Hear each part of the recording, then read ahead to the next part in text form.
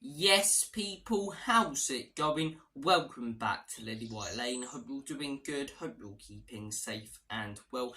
And in the words of Alan Partridge, hope you're having a really good Saturday and weekend, wherever you are in the world and whatever you are planning to get up to. On today's show, I am going to be bringing to you guys your latest and your greatest Tottenham Hotspur news. Not transfer news because, quite frankly, there isn't any, but there is a lot of news to delve into. We're going to be talking about Heung-min Son, the latest there.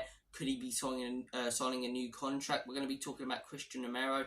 Could he be injured and will he be fit for the next Tottenham Hotspur game against Sheffield United?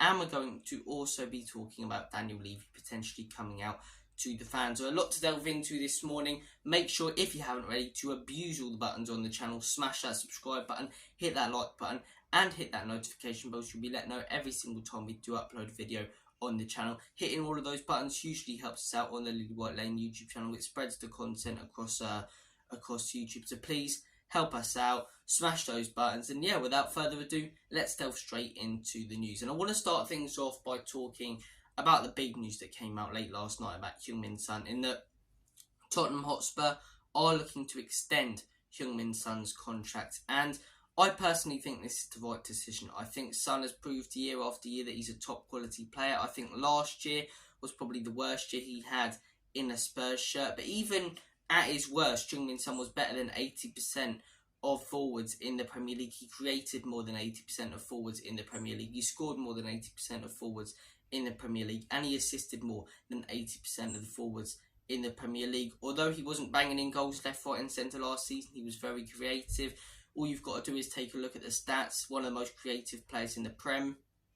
And yeah, I actually thought even at his worst last season, Heung-min Son wasn't horrific. He wasn't horrific. You've also got to consider he was carrying around that injury for the entire season. I think we've seen at the start of this season, you know, we've got the Son of old back. Even in those first few games, a lot of people were going, oh, he's not good enough. I didn't understand people saying that. I personally think you've just got to look at the way he was playing. And against Bournemouth, he was creating chances. He was linking up really well.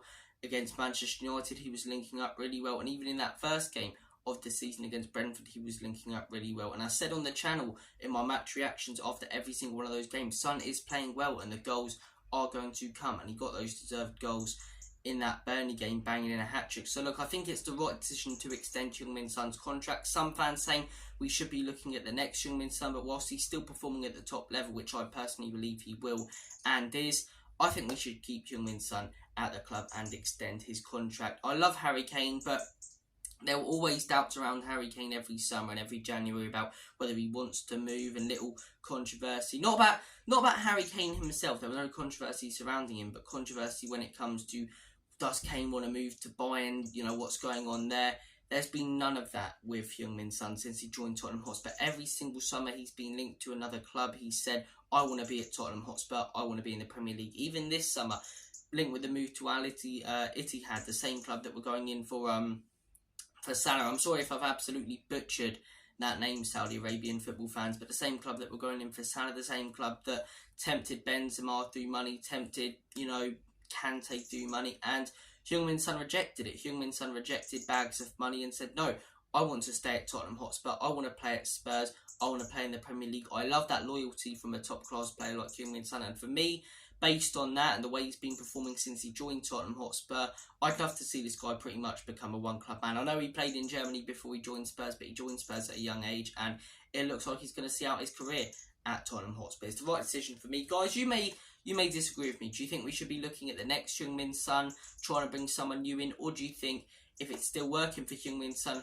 keep him at the club like I do? Comment your thoughts down below. I want to hear all of them. And look, let's delve into the next piece of news.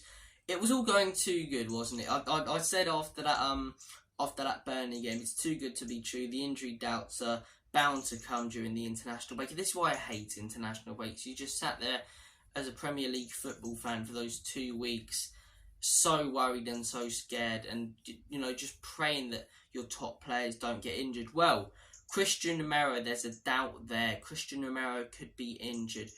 This could be horrific for Tottenham Hotspur. This could be horrific, one, because we'd be losing an absolutely world-class centre-back. And a lot of people go, oh, Romero's not that good. I genuinely believe this guy is one of the best centre-backs in the world. He is a world-class centre-back, a World Cup winning centre-back, and he's been an absolute Rolls Royce at the beginning of this season. And to miss out on a player like that, it's horrific. Second off, who do we replace him with? I still stand by what I said in the video yesterday, that we should release Eric Dyer, because I'd rather see Ashley Phillips and Dorrington come in. But even if Ashley Phillips and Dorrington come in, they are nowhere near ready for the Premier League. It's why I said in the summer transfer window we needed to bring in another centre-back. And a lot of fans were like, oh, Brennan Johnson, that's all right. You know, we've strengthened the priorities. No, I said we need a striker, because Heung-min Son's a natural left winger and Richarlison isn't good enough. We need a centre-back, because if Romero or Van den Ven get injured, we're in big trouble and have to rely on the youth to hugely step up, which for me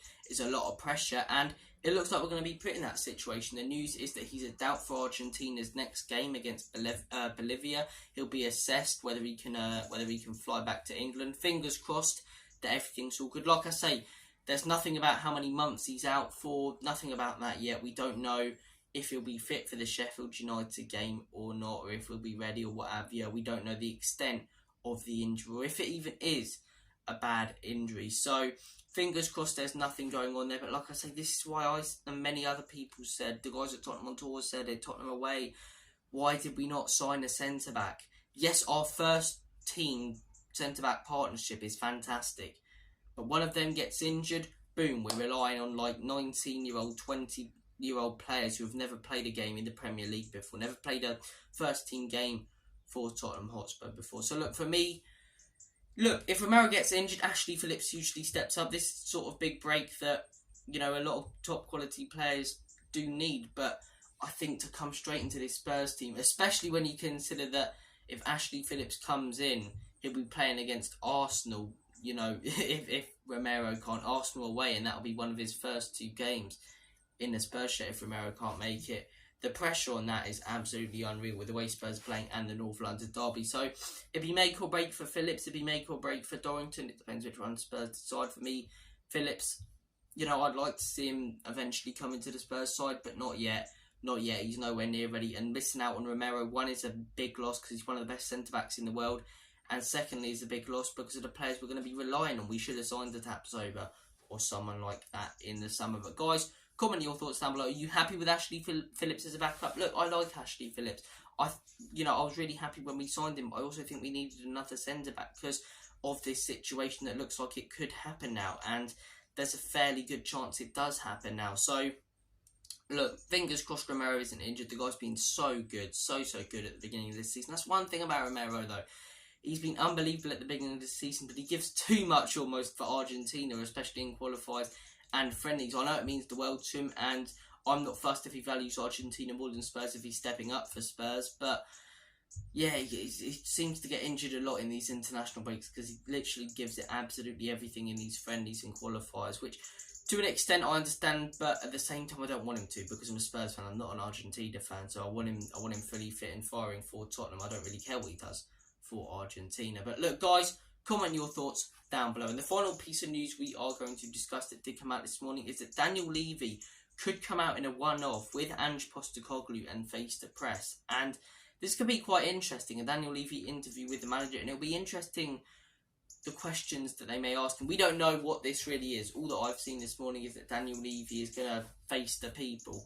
Whether this is in an interview form, which I think is more than likely, where him and Ange sat down and it's all scripted on the Spurs YouTube channel and there's no one in front of them, or whether it's in a press room where him and Ange sit down and take questions. For me, that would be absolutely unreal, and I'd really hope that the reporters would grill him. Would they? Probably not, but I'd love to hear questions about what's going on with Eric Dyer and getting the answer from the owner. You know, why did we not sign a centre-back? Why did we not sign a striker?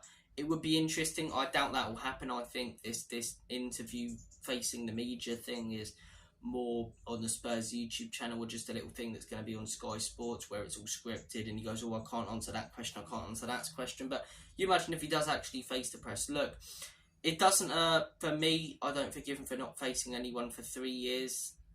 In the All or Nothing documentary popped up, he likes to keep quiet like a lot of the owners do, but I think fans prefer an owner who's, you know, more vocal and likes to come out and speak to the fans and tell them what's going on. Look at Newcastle. I know there's a couple protesters there about the Saudi sports washing and that, but we're not going to go political, but like, they're loving their owners because they're coming out and talking to the fans. Brighton owner come out and talk to the fans in articles and stuff. You don't get that from Daniel Levy a lot. The most you get is little club statements here and there if he absolutely has to. We got the Oxford thing last year, which, like I say, was okay. To be fair, I actually didn't mind that because people were allowed to ask the questions they want. But the day we see Daniel Levy in a press room, it would be unreal. It would be unreal. But look, like I say, we don't really know the extent of this interview thing, whether it's just a little YouTube thing or Sky Sports thing with just him and Ange, or whether him and Ange are sitting down in the Tottenham Hotspur press room. Guys, comment your thoughts down below on that. Comment your thoughts down below on the Romero injury situation, and comment your thoughts down below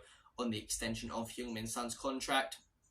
Thank you for watching this video. We'll be back on the channel for your latest Tottenham Hotspur news, if there is any, and obviously next week with the build-up and reaction to the Sheffield United game. But then after that, it's the big one, isn't it? It's the big one after that. Thank you for watching this video, guys. You're all bloody legends. Take care of yourselves. All the best. And as always, Common Spurs, in Big Andrew Trust, Enoch and Levy out.